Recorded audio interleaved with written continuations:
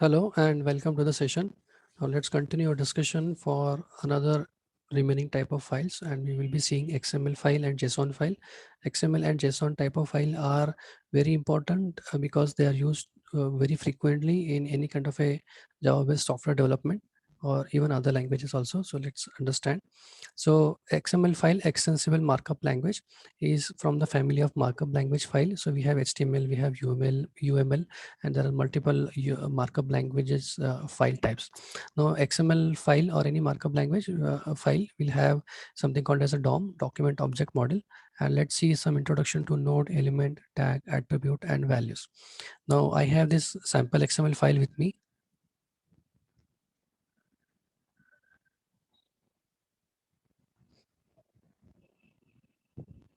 Okay, so if you see in this sample XML file, there's a header here, which is basically housekeeping information like what is the encoding and what is the version. And this is basically from where you start, having the content in your XML file. Now, one of the big advantage in XML file compared to other markup language is that you can have your custom nodes. So if you see here, this node or tag, if you see here node or tag, these are all my custom requirement. So if you see the HTML file, for example, there you cannot have any custom nodes or custom tags. So here you can have it. So that is why this XML file type is bit popular in the community.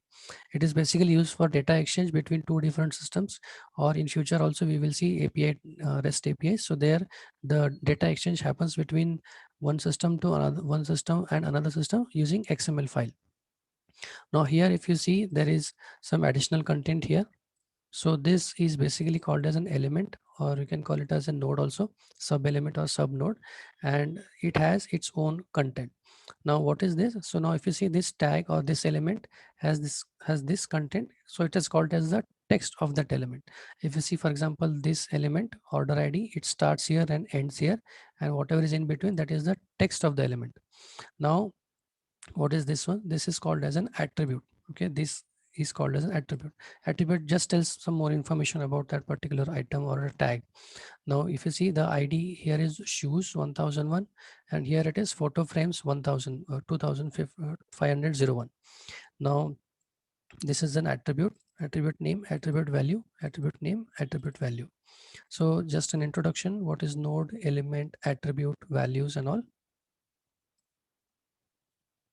Okay.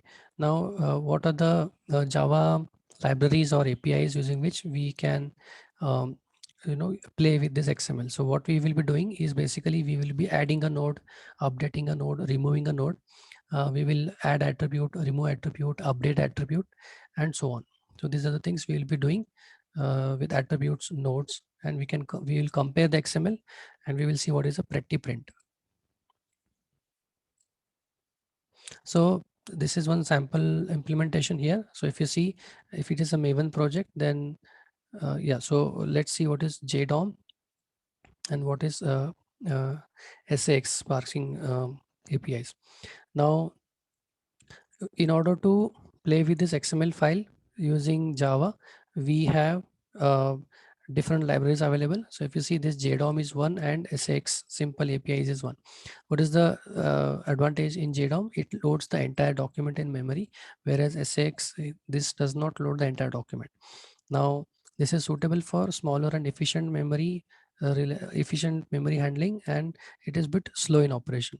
So the issue is it loads the entire document, and that is why it is slower in operation. Whereas if you see, this SAX does not load the entire document.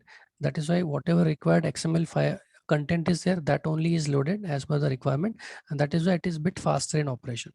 Now it is suitable for large XML document. Why? Because if the XML size is huge, then we would not want to load that into memory because it will slow down the operation. So that is why we go for this SAX simple APIs. Now here it is a tree-based parsing, and you can traverse you can traverse in any direction. So you can traverse from parent node to the child node and so on. Here it is traversing from top to bottom only, or you can go from parent to child only. So this is the trade-off. Okay. Now here it is also event driven processing, and here XPath capability node attribute manipulation is possible. Here there is no XPath and there it is read only. So obviously, when you're not reading the entire document, then you cannot cannot manipulate the data, the attributes or nodes, and we cannot do XPath. So what is XPath here? XPath is basically, let's say, what about this one? So XPath is basically the complete path of this particular tag from the root tag. So if you see e-commerce slash order slash item slash additional hyphen data slash packaging. So this is the hierarchical path of a particular tag or element. So that is meant by XPath. So XPath traversing XPath capability is there in JDOM, but it is not there in the SAX simple API. Now this is a trade-off. So based on the requirement, we will have to use what we want. Now, if it is a Maven based project, I have imported these files uh, as an individual. Each uh, jar file has a lot of advantages and disadvantages. So whatever is possible that we will try to understand here. Now let's start with what is XML parsing and what is pretty print. So pretty print is basically, well, let's understand. Let's say in we are receiving this XML file from some third party, and what is happening here is it is a correct XML file, but we are getting the content in some distorted format. Okay, let's say I will do it something like this. So now if you see here, this is a correct XML content, but it is not in a pretty format or the format which you may not understand when you see it at the first time. Whereas if you see, this is a bit hierarchical, there is a tabular structure, a lot of good spaces and all. So if you want to print the XML in a pretty format, then there is a method for that. Okay, so pretty print. So what is pretty print doing? You just have to pass the file name and path. And I have this, we have these classes, document, then string writer, output formatter, and XML writer. With these 2-3 classes and their supporting methods, we will be printing the XML in a pretty format. So let's just run it once and see what it does actually. So let me just run it.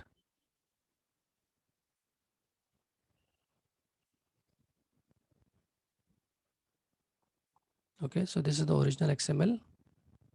Yeah, so this is basically pretty printed. So if you see, there's a tabbing structure and every attribute and every node is visible in a proper format. So that is why we call it as pretty printing. Okay, otherwise it will be in one single line only. Everything will be in one single line, which you have to actually manually try and then do it. Let us see what is happening here. So we have this add element after the existing element functionality. So what is happening here? What will happen here is basically after this e-commerce order tag, whatever elements are coming, I want to add another element. So what will be happening here is basically I have this particular element, okay, from starting to end, So what if I want to add one more element after this? So what will happen is basically, yeah, this one. So I'm preparing a dummy node here. Let's say I'll explain what is a dummy node. So after this, I want to add something like this. So this third node I want to add wristwatch. So the functionality is how to add this third node. Okay, so I'm preparing a dummy node here. I'm using some simple classes, like we have element class, so document.create element, and I have started adding the attributes here. So all these things in sequence I'll be adding. So add attribute ID, add attribute type. So this node, attribute value, then set text. So I'm creating an element called as size. So size, then every individual element I'll be creating and adding some attributes and setting some text. So that is all is here. It is very simple to understand.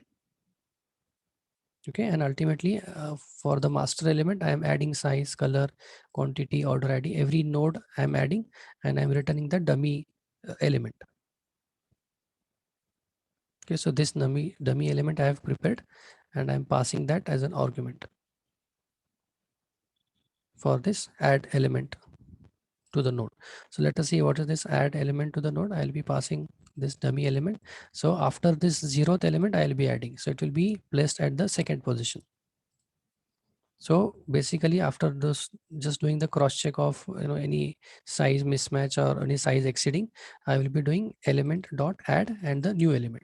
So this is an important method. Okay, so let's just run it and see what is happening.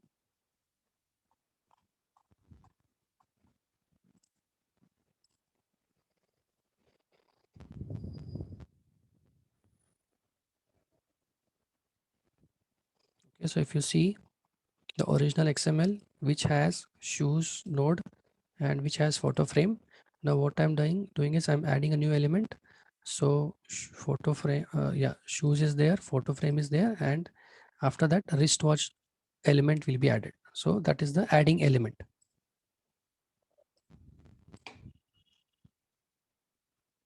Okay, now this is about removing a node element and updating node element. Okay, so what I'm doing, e-commerce hyphen order slash item, I am removing the nth element here. So the second element 0 1 2 3, so index starts from 0, so when it is 1, so actually I will be removing the second element. And update element text, so what is update element text? So let's say e-commerce order item eta. Okay, so if you see here, e-commerce order first item and eta. So for the first element, if you see, for the first let me just remove it. Yeah, so for the first element, e-commerce item order and eta. Yeah, this eta. So this text I will be changing. Okay, updating the element of a particular updating the text of a particular element. That is what is happening here. So updating element text. Okay, so let's just run it.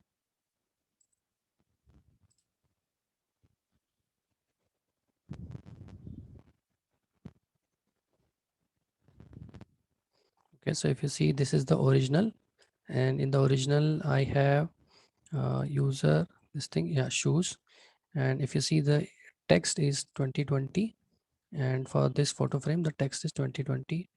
Okay, 22 22 both. So remove node. So if you see, after removing, there is only shoes here.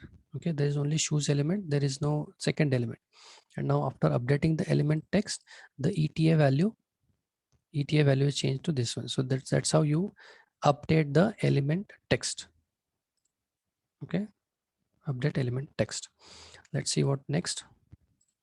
Okay, so what is remove node doing? Remove node is basically just doing a detach. Okay, and what is the update text? Update text, so it is just setting the new text whatever you have passed as an argument here, new text. Okay, that's all.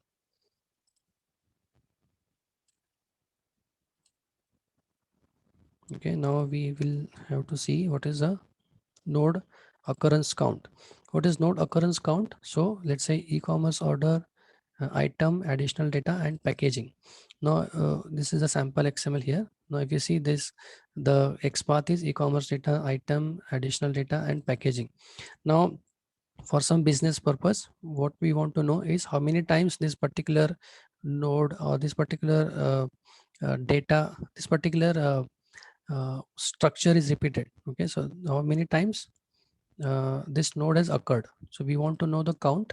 So here also it has appeared. If you see packaging, so this will count the occurrence. Okay, so what is the underlying thing for occurrence? Get node occurrence. Basically you will have to say document.select nodes, and you will get a list. So you will get the size, and that is how that many times it has occurred.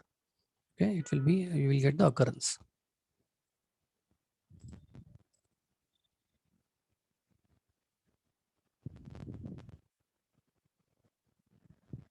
Okay, so given node occurrence is 4.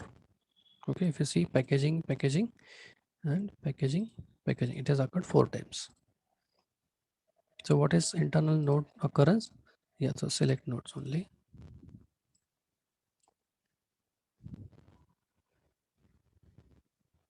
What next? So we have add node attribute. So what is add node attribute? Is if you see, for example, this is a node, and these are the two attributes. So what I'm going to do is I'm going to add one attribute here, one more attribute here. So what is the attribute here? It is saying sole category leather.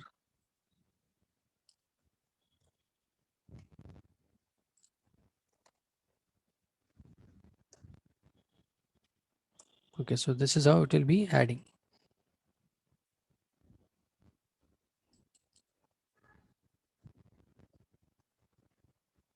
Okay, so this is how it will be adding. I think it is equal to sign. Yeah. Okay, now it is correct. So once your program is run, it will be adding this attribute. Next method is, update this attribute or remove this attribute. And next method is update the attribute. So I'll be changing from type medium to type casual. Yeah, so add node attribute. Let's see.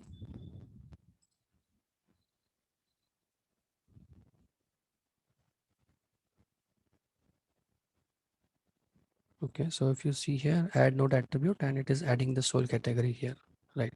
So what is this add node attribute internal functionality? Is this one. So element dot add attribute, and attribute name and the value what is passed as an argument here.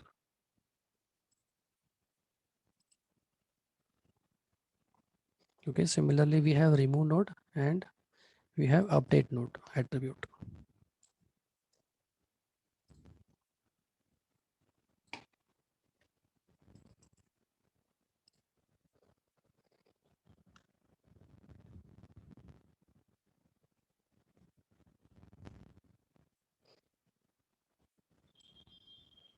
Okay, so there is a node which is not found.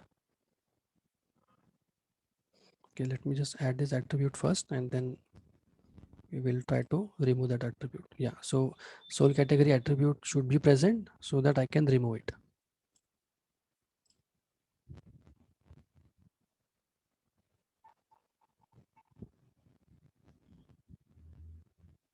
Okay, so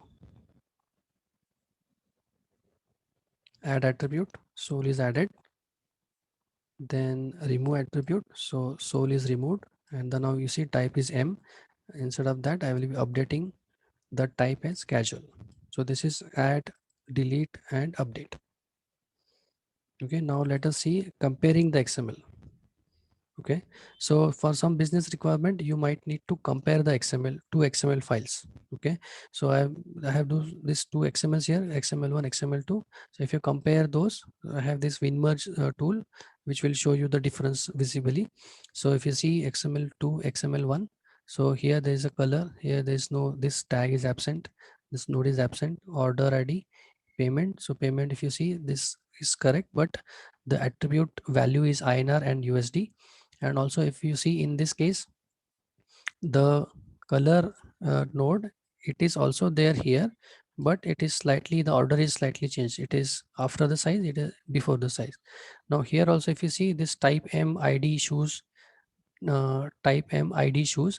So technically speaking, the difference is there are a couple of blank spaces. There's a new line character, and this is basically the sequence is different. Okay, type ID type. So let's see what is this difference telling. Now what is this compare XML method? So in this case, I'm using this file input stream and buffer reader, and I am using this XML unit class, which is basically used to compare the XML file. So from where this XML unit is coming, it is coming from here, XML unit, this particular dependency. So for XML file comparison, it's up to you if you want to do it. This is one way to compare the XML file. Now you see here there are a couple of ignoring options. So we can ignore the white space. So if you ignore the white space, then this white space difference will be ignored. Okay, if you want exact comparison, then you say you don't add this ignore option. Now ignore attribute order. So as I said, here the order is type ID and ID and type. Okay, so this order will be ignored. It's up to you how you want to uh, compare the XML. So ignore comments if there are some comments and all. Ignore difference between text and C data. So C data is again a additional type of data format in which you can uh, process the XML. Now This diff class is coming from that XML unit. So this is one small piece of code where I will get the diff object, and then I will put it into detailed diff, and detailed diff object will give you the all differences in a list. Okay, and presumably array list. And yeah, so that will give you how many differences are there total. Let's say I think there are 8 to 9 differences in the two XML files which we are doing, and we will iterate through this list and we will print all the individual differences. Okay, let's just run it and see what is happening.